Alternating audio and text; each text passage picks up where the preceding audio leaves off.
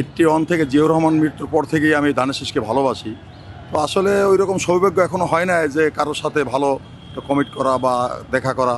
তো আমরা মনে মনে আশা করতেছি আজকের যে সুযোগ যদি হয়, তো তারেক রহমানের সাথে যদি আমরা দেখা করতে পারি, এটা আমরা আশাবাদী। এবং তেজগাঁও মাটি ও মানুষের নেতা আমাদের সাইবুল রহমান নীরব ভাই, আমাদের বড় ভাই, ওনার জন্য আমরা কাজ করছি যাবত।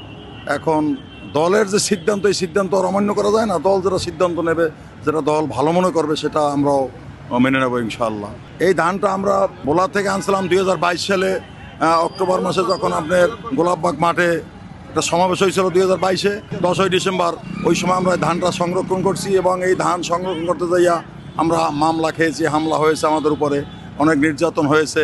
তখন তো আসলে ফ্যাসিবাদের লোকজনরা আমাদের পাশে পাশে অনেকেই ছিল এবং আমাদেরকে সবসময় পাহারার মধ্যে রাখতো। তো আমরা ওই সময় থেকে, ওই সময় না শুধু, আমরা 81 থেকেই শহীদ রাষ্ট্রপতি জিয়াউর রহমানের বুকে লালন ধারণ করে আসছি এবং এখনও পর্যন্ত আছি। আল্লাহ যতদিন জীবিত হায়াত রাখবে ততদিন এই ধানের সাথেই আমরা কাটাইতে চাই। শহীদ রাষ্ট্রপতি জিয়াউর রহমানের স্মৃতি ধরে রাখতে চাই। ধানটা 2022-এর আপনার 10ই অক্টোবর থেকে আমাদের সাথে, 10ই ডিসেম্বর থেকে আমাদের কাছে সংরক্ষিত আছে।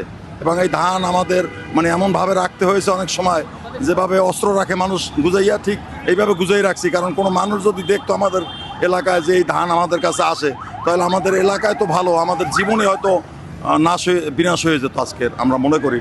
তো আল্লাহর দয়া ছাড়া, আল্লাহর হুকুম ছাড়া তো কিছুই হয় না। সে আল্লাহই আমাদেরকে হেফাজত করেছে।